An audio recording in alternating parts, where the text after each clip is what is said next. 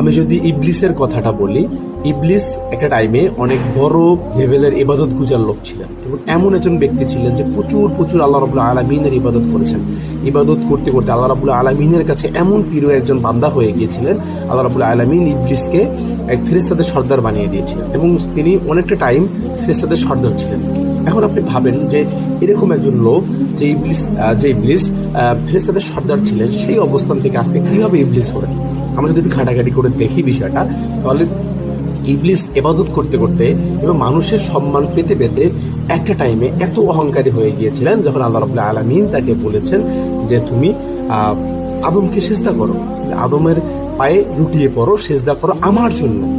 তখন ইবলিসের মনের ভিতরে একটা নাড়া দিয়েছিল যে আমি তো ওর থেকে উত্তম, আমি আল্লাহর প্রচুর ইবাদত করেছি, আমি তো ওর থেকে উত্তম কারণ আমি আগুন থেকে বানানো, আমি তো ওর থেকে উত্তম কারণ আমি ফেরেশতাদের সর্দার, আমি কেন একটা মাটির তৈরি জিনিসের উপর সিজদা করব?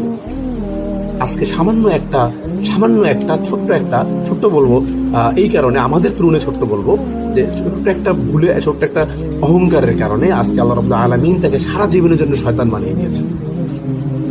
তার মানে এই কথাগুলো বলার একটাই উদ্দেশ্য হচ্ছে এটা, যে আমরা প্রতিনিয়ত নিজেকে এমন ভাবে ভাবতে শুরু করি, তখন এই ভাবনা আমাদেরকে এমন অহংকারের পর্যায়ে নিয়ে যায় যে অহংকার আমাকে সম্পূর্ণ ধ্বংস করে দেয়।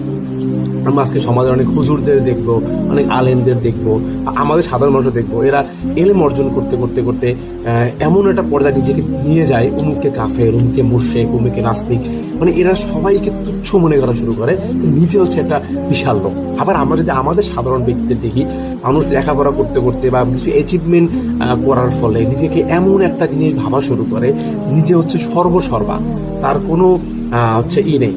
এভাবে অহংকার করতে করতে আল্লাহ রাব্বুল আলামিনের কাছে যখন সে অপ্রিয় হয়ে যায়, তখন আল্লাহ রাব্বুল আলামিন তাকে সম্পূর্ণ ধ্বংস করে দেন, এমন ধ্বংস করে দেন যে ধ্বংস থেকে আর কখনো সে ফিরে উঠতে পারে না। তার মানে এই কথাগুলো বলার একটাই কারণ, আমরা নিজেদেরকে অনেক বড় কিছু ভাববো না। অহংকার আল্লাহ রাব্বুল আলামিনের চাদর, এটা আমাদের চাদর না। অহংকার আল্লাহ বলছেন যে অহংকার তা সেই করতে পারে যার কিছু অবশিষ্ট নেই, যে সব করতে পারে। আপনি আমি সব করতে পারি না, যে সব করতে পারে আল্লাহ রাব্বুল আলামিন পারেন। আমাদের অহংকার করা যাবে না। আমরা নিজেদেরকে অলওয়েজ ছোট ভাবার ট্রাই করবো, যে আমি একটা ছোট মানুষ, আমার ভিতরে আহামরি কোনো গুণ নেই। আল্লাহ রাব্বুল আলামিন আমাকে যতটুকু গুণ দিয়েছেন অতটুকু গুণই আছে। আল্লাহ রাব্বুল আলামিন আমাকে যতটুকু দিয়েছেন ততটুকু পেয়েছি। আল্লাহ রাব্বুল আলামিনের কাছে আমরা শুকরিয়া জ্ঞাপন করবো।